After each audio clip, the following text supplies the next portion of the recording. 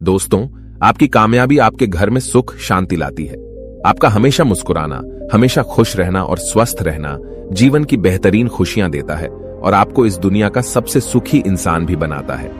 आज की जो कहानी मैं आपको सुनाने जा रहा हूं, इस कहानी में सारी दुनिया का ज्ञान समाहित है और सभी मुसीबतों का समाधान भी है। इसलिए इस कहानी को आप अंत तक जरूर देखिएगा। बहुत समय पहले की बात है। एक छोटा सा नगर था। उस नगर में एक बहुत ही धनी सेठ रहा करता था। उस धनवान सेठ के पास कहने को सब कुछ था, किसी चीज की कोई कमी नहीं थी। उस धनवान सेठ ने अपने जीवन में बहुत बड़े बड़े मुकाम हासिल किए थे। उसने अपने जीवन में कई सफलताएं प्राप्त की थी। वह जिस नगर में भी व्यापार करने जाता, वहां पर भी उसे सफलता मिलना निश्चित था। वह अपने जीवन में कभी भी हारा नहीं था। उसका व्यापार भी खूब जोरों शोरों से चल रहा था। उसके पिताजी ने उसे ऐसी 4 बातें बता रखी थीं, जिसका वह नियमित पालन किया करता था और उन्हीं बातों का अनुसरण किया करता था। और उन्हीं बातों की वजह से उसका जीवन बड़ा ही सुखमय था। वह जीवन के हर क्षेत्र में सफल था। ऐसे ही काफी समय बीत गया और अब वो धनवान सेठ काफी बूढ़ा हो चुका था। अब उसे लगने लगा था कि मेरी मृत्यु बहुत नजदीक है। मेरी मृत्यु कभी भी हो सकती है। और वह जानता था कि उसका बेटा बहुत भोला है, बहुत नादान है। उसे अभी दुनियादारी की समझ नहीं है। इसलिए उसने अपने बेटे को अपने पास बुलाया और अपने बेटे से कहा, बेटा, मैंने अपने पिताजी से 4 बातें सीखी थीं और उन्हीं बातों को मैंने अपने जीवन में उतारा। उन्हीं के अनुसरण की वजह से आज मैं अपने जीवन में इतना सफल हूं, अपना जीवन सुखमय पूर्वक बिता रहा हूं। उन्हीं बातों की वजह से आज मैं इतना सुखी हूं, संतुष्ट हूं और इतना धनवान हूं। ना ही कभी मुझे कोई बीमारी हुई और ना ही मुझे कभी कोई धन की कमी हुई। और तुम देख ही पा रहे हो कि मैं इस नगर का सर्वश्रेष्ठ धनवान हूं। लेकिन आज मेरे पास जो कुछ भी है, मैं उससे संतुष्ट हूं, मैं खुश हूं। लेकिन मैं चाहता हूं कि तुम मुझसे भी आगे बढ़ो। तुम और नाम कमाओ, तुम और धन कमाओ। लोग तुम्हारे बारे में जाने, तुम्हें पहचाने, क्योंकि हमारा समय कुछ और था और तुम्हारा आने वाला समय कुछ और ही है। उस धनवान सेठ ने अपने बेटे को अपने और करीब बुलाया और उससे कहने लगा, बेटा, आज मैं तुमको दुनिया की ऐसी 4 महत्वपूर्ण बातें बताने जा रहा हूं जो मुझे मेरे पिताजी ने बताई थी और इसी के कारण आज मैं इतना सफल हूं। यदि तुमने इन सभी बातों को अपने जीवन में उतार लिया, इनका नियमित तौर पर पालन किया, इनका अनुसरण किया, तो तुम भी अपने जीवन में बहुत धनवान बन जाओगे, अपने जीवन को बहुत सुखमय तौर पर बिताओगे। इन बातों के अनुसरण से न तो तुम्हारे घर परिवार में कोई दुख आएगा और न ही तुम्हारे व्यापार में कभी कोई परेशानी उत्पन्न होगी। इतना कहकर धनवान सेठ अपने बेटे को 4 बातें बताना शुरू करता है। वह कहता है, बेटा, सबसे पहली बात है काम पर छांव में जाना और छांव में आना। दूसरी बात, अपने घर के चारों तरफ चमड़े की बाड़ रखना। तीसरी बात, हमेशा खाने को मीठा करके खाना। और चौथी बात, अपनी पत्नी को हमेशा बांध कर रखना। इतना कहकर वह धनवान सेठ अब निश्चिंत हो चुका था। वह यह जानता था कि उसका बेटा बहुत भोला है। वह अपने पिता की बात अवश्य मानेगा और इन सभी 4 बातों को अपने जीवन में उतारेगा और इनका अनुसरण भी करेगा। देखते देखते कुछ महीने बीत गए और फिर एक दिन धनवान सेठ मृत्यु को प्राप्त हो गया। अपने पिता की मृत्यु के बाद उस धनवान सेठ के बेटे ने उन सभी 4 बातों को एक कागज पर लिख लिया ताकि वह उन्हें भूल न जाए और उन्हीं बातों को वह अपने जीवन में उतारने लगा। उन 4 बातों का अनुसरण करने लगा। सबसे पहली बात जो उसके पिता ने उससे कही थी, छांव में जाना और छांव में आना, तो उसने अपने घर से लेकर अपनी दुकान तक पूरे रास्ते पर एक टेंट लगवा दिया, क्योंकि उसके पास पैसा तो बहुत था और उसे कोई रोकने वाला भी नहीं था। जब भी कोई उससे पूछता कि आखिर तुमने ऐसा क्यों किया, तो वह उसके जवाब में बस इतना ही कहता कि मेरे पिताजी ने मुझसे ऐसा ही करने को कहा है। इसके बाद उसने अपने पिता की अगली बात का अनुसरण किया। उसने अपने घर के दोनों तरफ चमड़े की एक दीवार खड़ी करवा दी। इसे देखकर आसपास के लोग बहुत क्रोधित हो गए। वे लोग उससे झगड़ा करने पर भी उतर आए। कई लोगों ने तो यह तक कह डाला कि आखिर तुमने ऐसा क्यों किया? चमड़े की बाड़ तुमने क्यों खड़ी करवा दी? चमड़े से बहुत बदबू आती है और इससे हमें तकलीफ होती है, इसे आज ही निकलवा दो। लेकिन कोई उसका कुछ भी ना बिगाड़ सका, क्योंकि उसके पास बहुत पैसा था। इसलिए कोई भी व्यक्ति उसका ज्यादा समय तक विरोध न कर सका और उसने भी मन बना लिया था कि वह अपने पिता की सभी बातों को पूरे दिल से मानेगा। उसके पिता ने उसे तीसरी बात कही थी, खाने को मीठा करके खाना। जिस कारण वह अपनी पत्नी से हर रोज खाने में कुछ मीठा ही बनवाता था। कभी सेवियां, कभी खीर, कभी हलवा तो कभी मिठाइयां। हमेशा यही सब खाता रहता। और उसके पिता ने उसे चौथी बात कही थी, अपनी पत्नी को हमेशा बांध कर रखना, जिस कारण वह हर रोज अपनी पत्नी को रस्सी से बांध कर रखता था। ऐसे ही कई दिन बीत गए और देखते ही देखते अब वह सेठ के बेटे का जीवन धीरे धीरे बर्बाद होने लगा था, क्योंकि उसने अपने पिता की सभी बातों का गलत मतलब निकाला था और वह उसी के अनुसार उनका पालन कर रहा था। देखते देखते उसका उतना बड़ा व्यापार अब ठप होने लगा था। उसके यहां पर ग्राहकों की संख्या कम होने लगी थी, क्योंकि जब उसका मन करता तब वह दुकान जाया करता और जब उसका मन करता तो वह दुकान से वापस घर लौट आता। उसका अपने पिताजी के इस कारोबार में मन नहीं लगता था। इस कारण उसके सारे ग्राहक अब उससे नाराज होने लगे थे। उसके सारे ग्राहक अब एक एक करके उस दुकान को छोड़ते चले जा रहे थे। इसी कारण उसका पूरा व्यापार अब ठप हो चुका था। जिस व्यापार को खड़ा करने में उसके पिताजी ने खून पसीना एक कर दिया था, उस व्यापार को उसने कुछ ही महीनों में पूरी तरह से बर्बाद कर दिया था। अब उसका धंधा बहुत कम हो चुका था, जिस कारण वह बहुत परेशान रहता था। वह बहुत चिंतित रहता था और इसके साथ ही उसने अपने घर के चारों तरफ चमड़े की दीवार खड़ी करवाई थी। उस कारण आसपास पर बहुत गंदी बदबू फैल चुकी थी। इसलिए जो भी उसके आसपास रहते थे, उन सभी ने वह घर छोड़कर कहीं और पर अपना बसेरा बसा लिया। चमड़े की बदबू के कारण अब उसके घर में भी कोई नहीं आता था। यहां तक कि उसके मित्र और रिश्तेदार भी उस घर में आने से कतराते थे। लेकिन अब भी उसे समझ नहीं आ रहा था कि आखिर ये सब हो क्यों रहा है। वो बहुत परेशान रहने लगा था और वह हमेशा मीठा भोजन किया करता था, जिस कारण उसका वजन बहुत ज्यादा बढ़ चुका था और इस मोटापे के कारण उसके शरीर में न जाने कितनी सारी बीमारियों ने अपना घर बना लिया था। आए दिन उसके घर पर वेद आने लगे थे। इन्हीं कारणों से अब उसका पैसा भी इन चीजों में बर्बाद होने लगा था और अपने पिता की चौथी बात उसने मानी थी। वह थी अपनी पत्नी को बांध कर रखता, जिसकी वजह से उसकी पत्नी उससे नाराज हो गई और वह घर छोड़कर अपने मायके लौट गई। उसने अपनी पत्नी को मनाने की कोशिश की, तरह तरह के उपाय किए, लेकिन उसकी पत्नी नहीं मानी। और वैसे भी कोई भी स्त्री ऐसे मर्द के साथ क्यों रहना चाहेगी जो उसे बेवजह ही बेबात पर बांध कर रखता हो। देखते देखते अब वह सेठ के बेटे का पूरा जीवन बर्बाद हो चुका था। न तो अब उसके पास व्यापार बचा था, न ही धन, न ही उसकी पत्नी, और न ही वह रिश्तेदार जो पैसों के लिए उसके आसपास घूमा करते थे।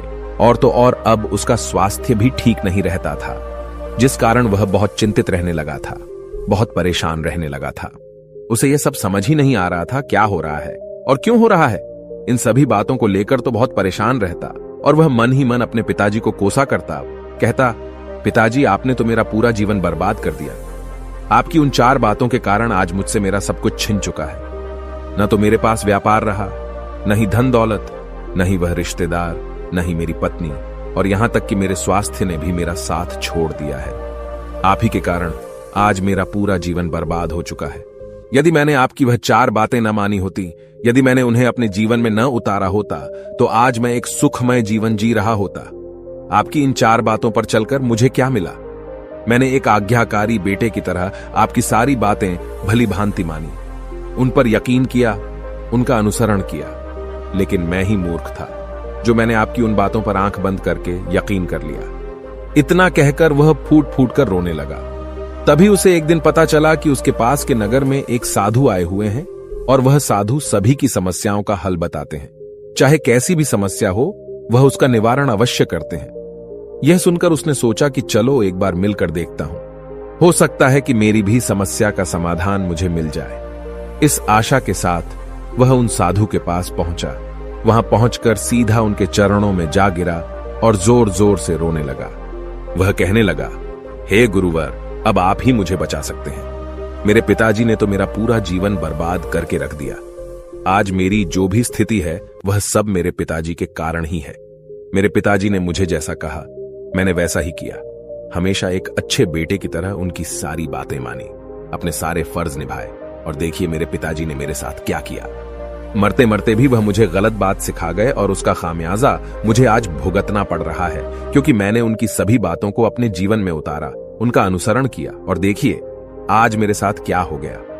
मेरा तो पूरा जीवन ही बर्बाद हो गया। मैं अब तक यह नहीं समझ पाया कि मेरे पिताजी ने मेरे साथ ऐसा क्यों किया।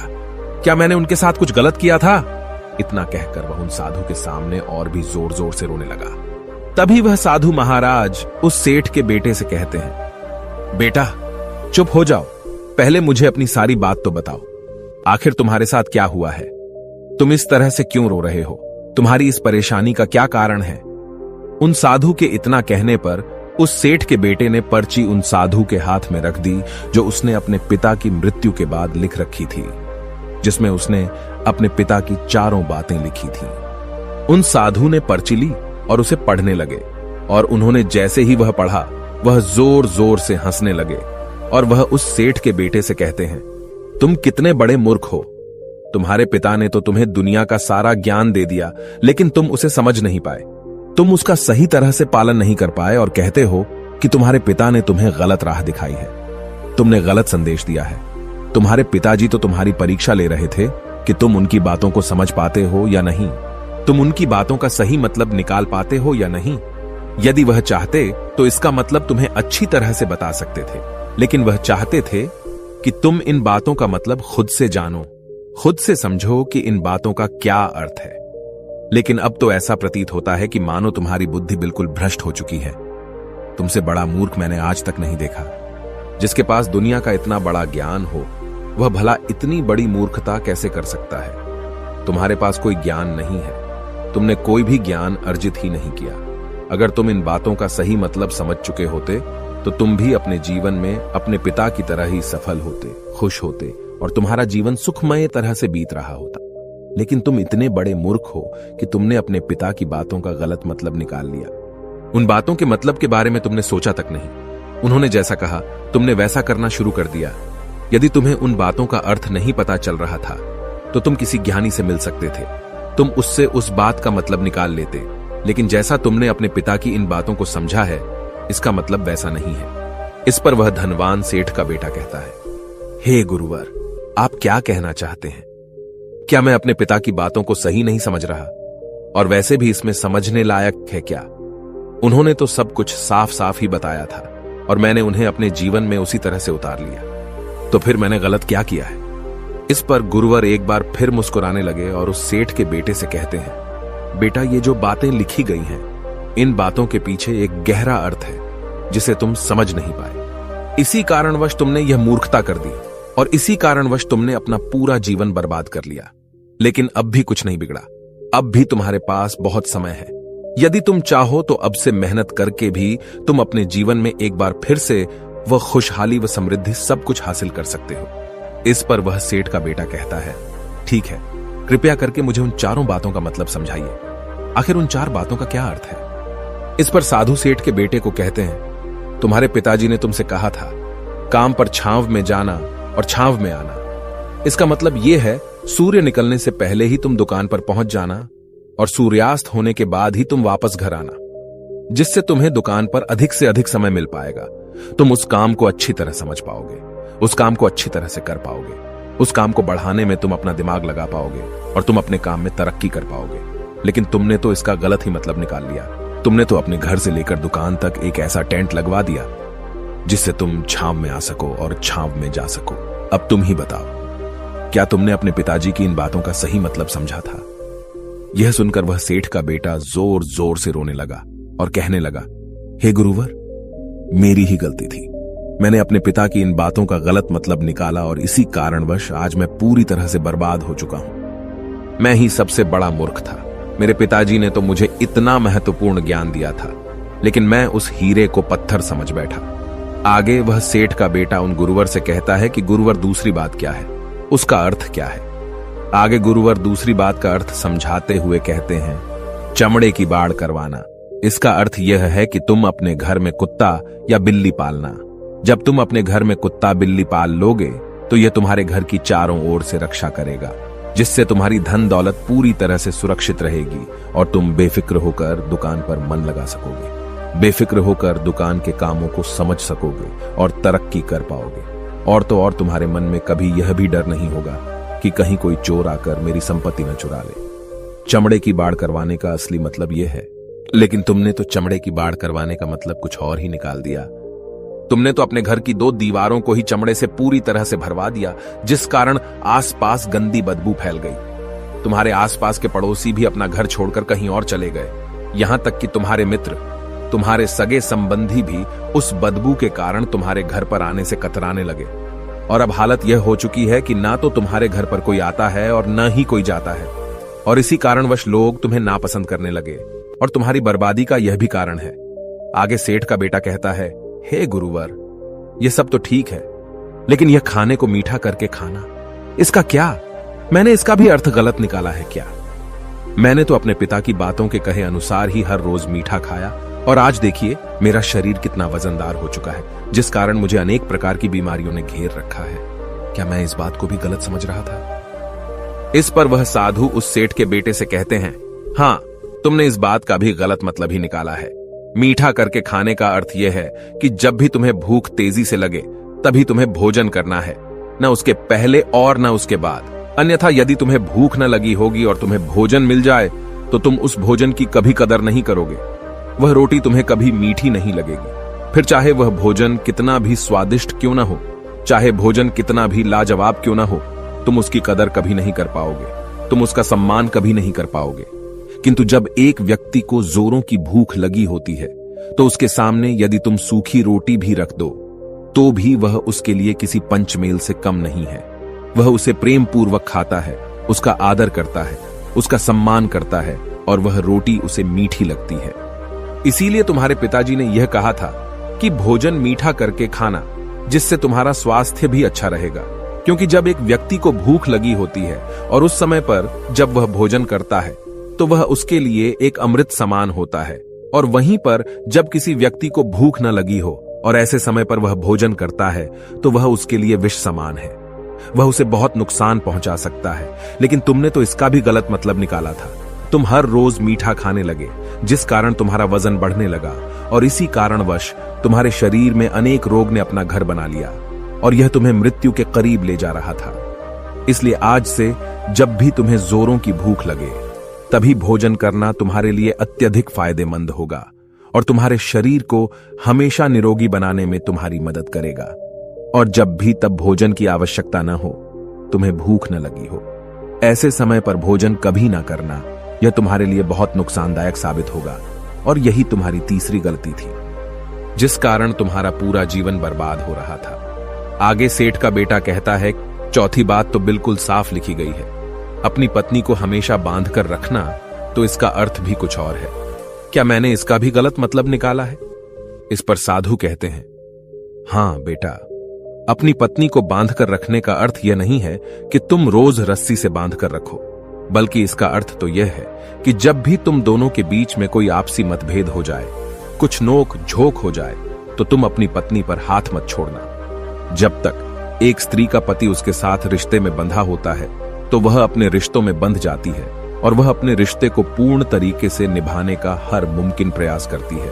और ऐसे समय पर यदि तुम्हारे बीच कुछ नोक झोंक हो जाए, कुछ गलतियां हो जाए, और ऐसे समय पर तुम उस स्त्री का हाथ नहीं छोड़ते, तो वह तुम्हें छोड़कर कभी नहीं जाएगी। लेकिन इसका अर्थ यह भी नहीं है कि तुम अपनी पत्नी पर अत्याचार करो, बल्कि तुम्हारे पिताजी यहां पर कहना चाहते थे कि जो भी कोई व्यक्ति तुम्हारे साथ किसी रिश्ते में जुड़ा हुआ है, उसे अपने रिश्ते में इस तरीके से बांध लो कि वह तुम्हारे साथ झगड़े और नोक झोंक के बाद भी नुकसान न पहुंचा सके, वह तुम्हारे साथ कुछ गलत न कर सके और तुम्हारा फायदा न उठा सके। अपने रिश्तों को हमेशा बांध कर रखना, उन्हें खुला मत छोड़ना, अन्यथा वह तुम्हारे हाथ से फिसल जाएंगे। और हम में से अधिकांश लोग अपने जीवन में यही गलतियां करते हैं और अपने नए रिश्तों को कभी समय नहीं देते, जिस कारण उनका रिश्ता उतना मजबूत नहीं हो पाता और इसी कारणवश वह अपने रिश्ते से हाथ धो बैठते हैं। और यही गलती तुमने भी की।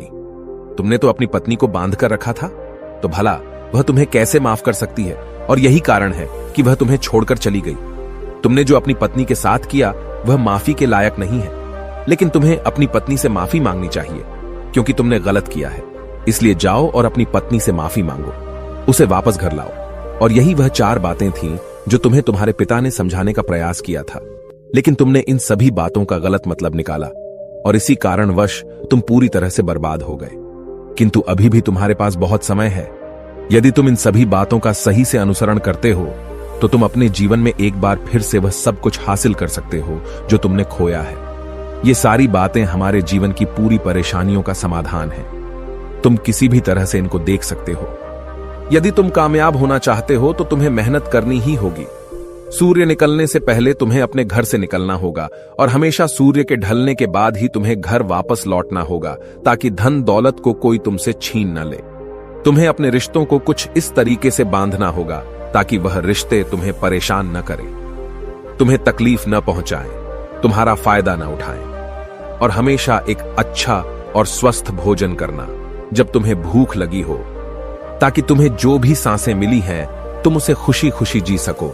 और अपने रिश्तों को हमेशा बांध कर रखना, उन्हें खुला मत छोड़ना, अन्यथा वह तुम्हारे हाथ से फिसल जाएंगे। और अपने घर में अवश्य ही कुत्ते या बिल्ली को जरूर पालना, ताकि तुम्हारा धन हमेशा सुरक्षित रहे। इन सभी बातों का अपने जीवन में अनुसरण करने के बाद तुम अपने जीवन में सब कुछ एक बार फिर पा सकते हो, जो तुमने आज तक खोया है। और हो सकता है कि तुम इससे भी अधिक उन्नति कर पाओ, इससे भी अधिक समृद्धि पा सके, अपने जीवन को खुशहाल और सुखमय बना सके। इतना कहकर साधु शांत हो गए और सेठ का बेटा भी अपनी सभी गलतियों को समझ चुका था। उसने उन गुरु को प्रणाम किया और वापस अपने घर लौट गया। उसने उन सभी चारों बातों को अपने जीवन में उतारा, उनका सही सही अनुसरण किया। उसके बाद से उसके जीवन में सकारात्मक प्रभाव दिखने लगे। वह एक बार फिर से अपने व्यापार को खड़ा करने में सफल रहा।